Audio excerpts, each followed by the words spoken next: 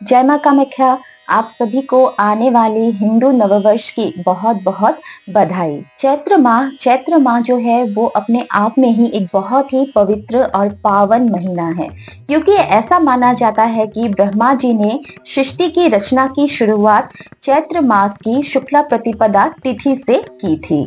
इसीलिए चैत्र मास की शुक्ला प्रतिपदा तिथि से ही हमारा जो हिंदू नववर्ष है उसकी शुरुआत होती है। धार्मिक मान्यताओं के अनुसार भी श्री हरि विष्णु जी ने इसी चैत्र मास में मत्स्य अवतार लिया था और माता पार्वती का भी जन्म चैत्र महीने में ही हुआ था।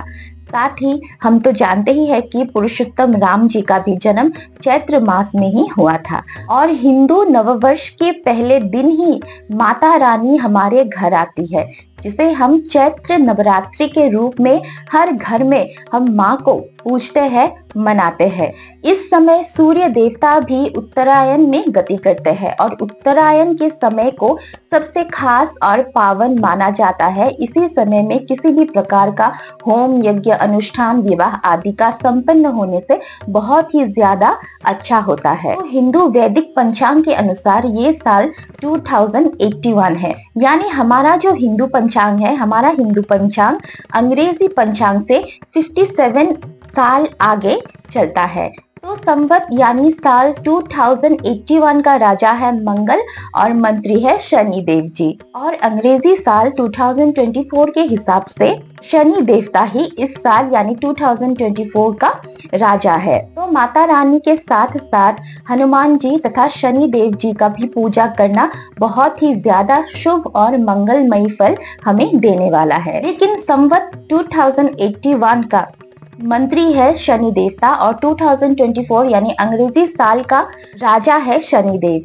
इसीलिए हमें अपने कर्मों के ऊपर भी खास ध्यान जरूर लगाना चाहिए, क्योंकि जितने भी पूजा पाठ आदि हम करें ना, अगर हमारे कर्म सही नहीं होंगे तो कोई भी पूजा पाठ या अनुष्ठान हमें किसी भी प्रकार का शुभ फल नहीं देंगे। तो जैसा कि मैंने पहले वीडियो में कहा था कि चैत्र मास में मान्यता अनुसार श्री हरि विष्णु जी ने मत्स्य अवतार लिया था। तो इसीलिए इस महीने में श्री हरि विष्णु जी का पूजा करना, उनके सहस्त्र नामों का पाठ करना, जितने भी श्री हरि विष्णु जी के अनुष्ठान होते हैं सभी को करना बहुत ही मंगलमयी फल हमें देने वाला है। साथ ही साथ चैत्र महीने में विष्णु जी ने मत्स्य अवतार लिया था, तो चैत्र महीने में या फिर नवरात्रि के दौरान अगर हम मछलियों को खाना खिलाते हैं तो माना जाता है कि विष्णु जी का असीम कृपा हमें प्राप्त होता है। चैत्र नवरात्रि हो या पूरे चैत्र महीने में अपने घर मछलियां पालने के लिए लाते हैं, ये बहुत ही शुभ माना जाता है।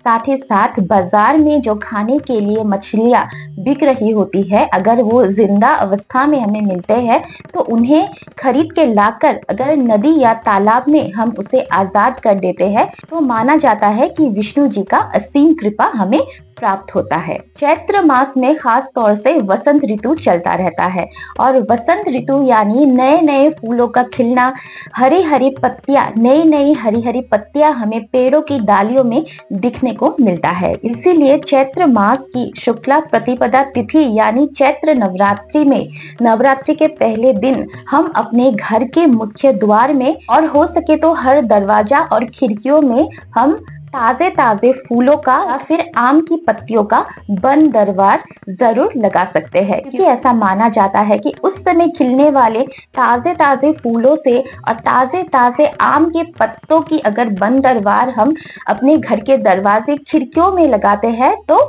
पॉजिटिव एनर्जी हमारे घर के अंदर प्रवेश करती है। चैत्र मास की शुक्ला प्रतिपदा तिथि यानी चैत्र नवरात्रि का जो पहला दिन है ये बहुत ही शुभ होता है, क्योंकि उस दिन हिंदू नववर्ष तो शुरू होता ही है, साथ ही नवरात्रि का पहला दिन होता है। माता रानी हमारे घर में आती है, तो उसी दिन से कोई भी नया व्रत साधना हम स्टार्ट कर सकते हैं और पूरा चैत्र मास गुरु दीक्षा लेने के लिए भी बहुत ही शुभ होता है। चैत्र मास में माता लक्ष्मी की पूजा करना भी बहुत ज्यादा महत्व रखता है। बेजुबान जानवरों को खाना खिलाना, साथ ही जरूरतमंद लोगों को हेल्प करना, उन्हें खाना खिलाना पूरे चैत्र मास में शुभ माना जाता है। हिंदू नववर्ष जो है, हिंदू नववर्ष का बहुत ही ज्यादा महत्व होता है अगर हम अच्छे से इस नववर्ष को समझे तो। और इसी नए साल से हम नए नए कार्यों को करना आरंभ भी कर सकते हैं। जो कार्य हमारे कर्म को सुधारते हैं वैसे कर्म हमें करना चाहिए, जैसे कि बेजुबान जानवरों को खाना खिलाना, जरूरतमंद लोगों को हेल्प करना, या फिर जो भूखे होते हैं उन भूखे लोगों को एक टाइम के लिए ही सही आपके सामर्थ्य अनुसार अगर आप खाना खिलाते हो तो माना जाता है इससे हमारे कर्म सुधर जाते हैं। और अगर हमारे कर्म सुधर जाएंगे तो शनि देवता हमसे बहुत ही ज्यादा प्रसन्न होंगे, जिससे हमारे जितने भी परेशानियां हैं वो धीरे धीरे करके समाप्त होने लगेंगी। लेकिन एक बात मैं आपसे जरूर शेयर करना चाहूंगी, अगर हम किसी जरूरतमंद इंसान को या फिर भूखे इंसान को खाना खिलाते हैं तो ये जो कर्म है इस कर्म को हमेशा गुप्त रखना चाहिए। गुप्त मतलब कहने का मतलब ये है कि आजकल बहुत सारे लोग क्या करते हैं, किसी जरूरतमंद इंसान को अगर हेल्प करते हैं या फिर खाना खिलाते हैं तो सीधा मोबाइल निकाल के अपनी सेल्फी लेके सोशल मीडिया पर अपलोड कर देते हैं। तो ये काम जो है, ये काम करने से अ, आपके जो अच्छे कर्म हैं वो कर्म गुप्त नहीं रह जाएगा।